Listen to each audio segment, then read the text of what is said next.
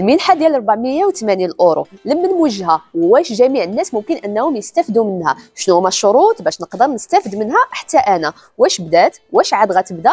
وفين خاصني ندفع؟ كل هذه الاسئله غنجاوبوا عليهم في هذا الفيديو. السلام عليكم، مرحبا بكم في فيديو جديد، وغنغتنم الفرصه باش نقول لكم عام سعيد. كنتمنى يدخل عليكم باش ما تمنيتوه.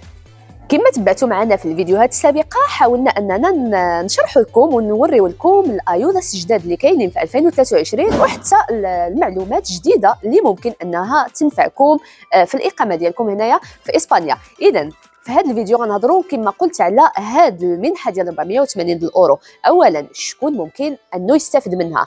غيستافدوا منها الناس اللي في البارو فقط، الناس اللي مسجلين في البارو، يعني ماشي اي واحد ما خدامش ممكن انه يستافد منها. واش اي واحد خدم 3 شهور او 6 شهور ممكن انه يستافد من هذه المنحه ديال 480 الاورو؟ الجواب هو لا. الناس اللي خدموا 3 شهور او 6 شهور ولكن سيغيده، يعني خدمتي لمده 6 شهور متابعه، يعني ماشي 6 شهور لمده سنه، مثلا سنه كامله خدمتي في شهر 1 وقفتي في شهر 2 وخدمتي في شهر 4 وقفتي في شهر 4 خدمتي في شهر 7، هذه ما محسوباش وما يمكنش انك تدفع بها. خاصك ضروري تكون خدمتي 3 شهور سيغيده، شهر مورا شهر، و6 شهور سيغيده. شرط اخر هو انك تكون مسجل في السي بي، ضروري خصك تكون مسجل في المكتب ديال الشغل كباحث عن الشغل، يعني انت ما كتخدمش حاليا ولكن كتقلب على خدمه. شرط اخر انك كنتي كتخلص الضمان الاجتماعي في هذه الفتره اللي كنتي خدام فيها. وشرط اخر هو ما كتشد شي مساعده اللي كتزيد على الحد الادنى للاجور ديال 75%. لمن غيعطيو الاولويه والناس اللي عندهم الوليدات على حساب السيتواسيون ديالهم الاجتماعيه.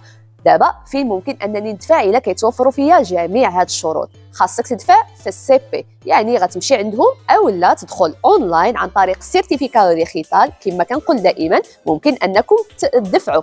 طبعا الا ما عرفتوش وكتواجدوا في مالاغا او لا في شي موقع فيه السيدي ديال لاسوسياسيون ماروكي، ممكن انكم تجيو عندنا. شحال المده اللي نقدر نشد هاد المنحه ديال 480 الاورو؟ واش غتعطى ليا مره واحده او لا بزاف ديال المرات؟ غتعطى لك حسب السيتواسيون الاجتماعيه ديالك. الا كان عندك اولاد او لا عندك مصاريف اكثر ومسؤوليات اكثر، ممكن تعطى لك حتى ل 21 شهر، او لا الحد الادنى هو 3 شهور او لا 6 شهور. يعني ما نقدرش نقول لكم، ولكن اللي نقدر نفيدكم به هو انه غتعطى الاولويه للناس اللي عندهم مسؤوليات وعندهم ابناء، هما اللي غتكون عندهم الاولويه. ولكن هذا ما كيعنيش انه الناس اللي ما عندهمش الابناء ما غاديش ياخذوها، ممكن ياخذوها، ولكن طبعا ما توصلش ل 21 شهر.